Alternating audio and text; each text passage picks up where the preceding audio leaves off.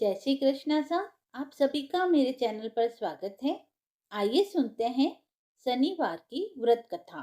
शनिदेव पक्ष रहित होकर अगर पाप कर्म की सजा देते हैं तो उत्तम कर्म करने वाले मनुष्य को हर प्रकार की सुख सुविधा एवं वैभव भी प्रदान करते हैं। शनिदेव की जो भक्ति पूर्वक व्रतोपासना करते हैं वह पाप की ओर जाने से बच जाते हैं, जिससे शनि की दशा आने पर भी उन्हें कष्ट नहीं भोगना पड़ता। शनिवार की व्रत कथा।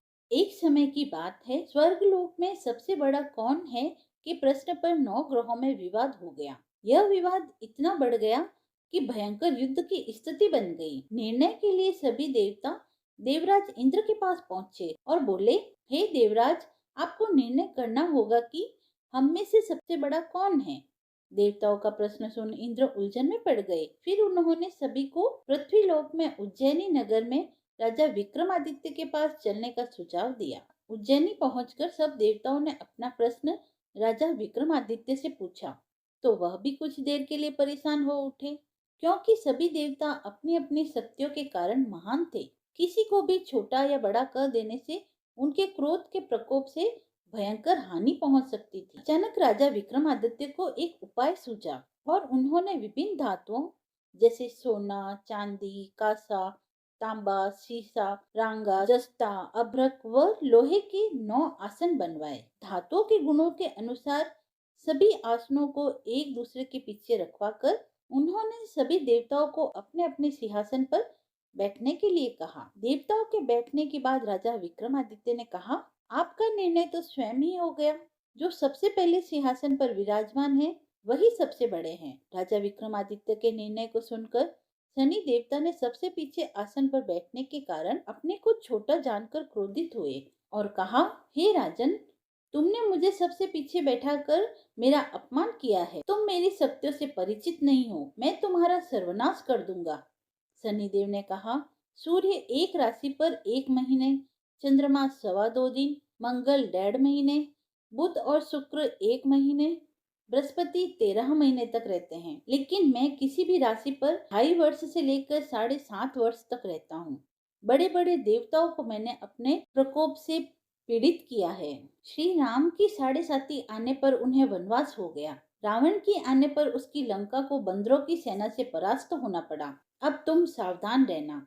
ऐसा कहकर कुपित होते हुए शनिदेव वहां से चले गए। वह अन्य देवता खुशी खुशी वहां से चले गए। कुछ समय बाद राजा की 7.5 आई। विक्रमादित्य से बदला लेने के लिए एक दिन शनिदेव ने घोड़े के व्यापारी का रूप धारण किया और बहुत से घोड़ों के साथ उज्जैनी नगरी पहुंचे। राजा विक्रमादित्य ने राज्य में किसी घोड़े के व्यापारी के आने का समाचार सुना तो अपने अश्वपाल को कुछ घोड़े खरीदने के लिए भेजा। अश्वपाल ने जब वापस लौटकर इस बारे में राजा विक्रमादित्य को बताया तो उन्होंने खुद आकर एक सुंदर और शक्तिशाली घोड़ा पसंद किया। घोड़े की चाल देखने के लिए राजा जैसे ही उस घोड़े पर सवार हुए वह बिजली की गति से दौड़ पड़ा। तेजी से दौड़ता हुआ घोड़ा राजा को दूर एक जंगल में ले गया और फिर वहां राजा को घिरा कर गायब हो गया। राजा अपने नगर लौटने के लिए जंगल में भटकने लगा पर उसे कोई रास्ता दिखाई न दिया। राजा को भूख प्यास लगने लगी। बहुत घूमने पर उसे एक चरवाहा मिला। राजा ने उससे पानी मांगा। पानी पीकर राजा ने उस चरवाहे को अपनी अंगूठी दे दी और उससे रास्ता पूछकर जंगल से निकलकर पास के एक गांव में चला गया। वहां पर उसने एक सेठ की दुकान पर जलपान इत्यादि किया और अपना नाम उज्जैन निवासी विका बताया और कुछ देर वहां पर विश्राम किया।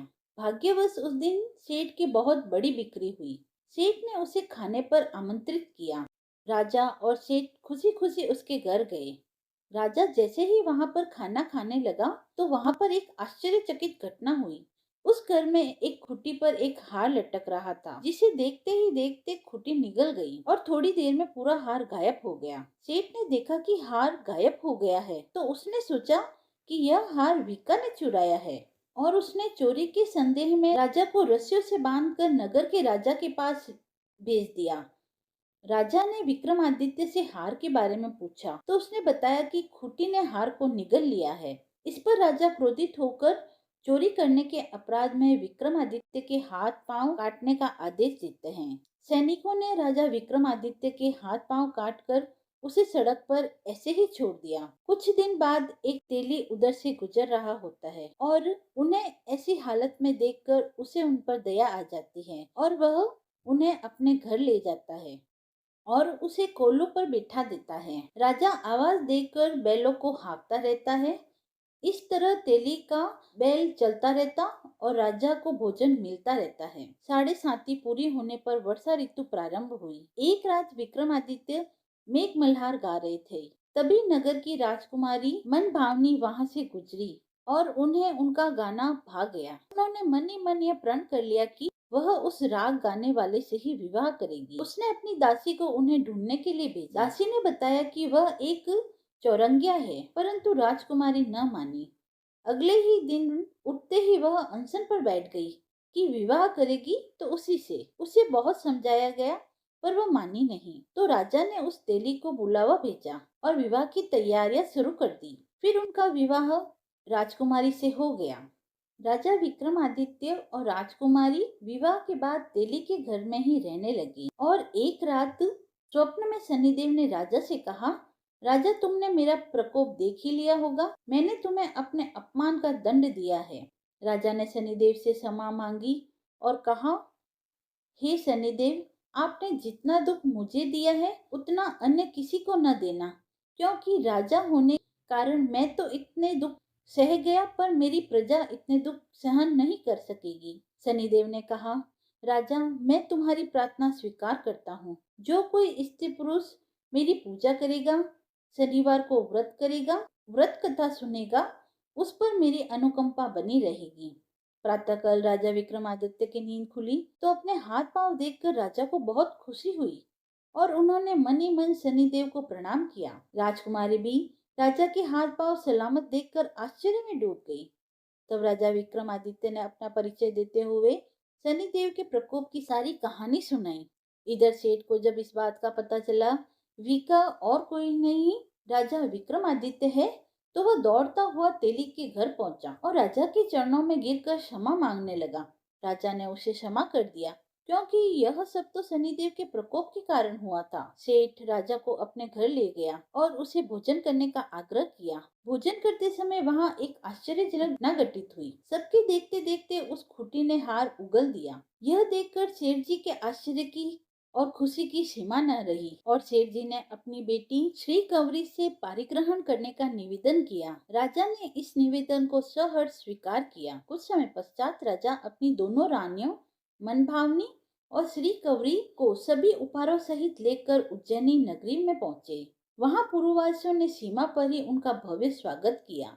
सारे नगर में दीपमालाएं हुई। वह सबने खुशियां मनाई। वह राजा ने घोषणा की कि मैंने शनिदेव को सबसे छोटा बताया था, जबकि असल में वह सबसे सर्वोपरि है। तब से सारे राज्य में शनिदेव की पूजा और कथा नियमित रूप से होने लगी। जो कोई शनिदेव की कथा को सुनता है, पढ़ता है, उसके सारे दुख दूर हो जाते हैं। कथा समाप्त हुई। यदि आपको कथा पसंद आई हो तो आप मेरे चैनल को लाइक, शेयर एंड सब्सक्राइब करें। धन्यवाद।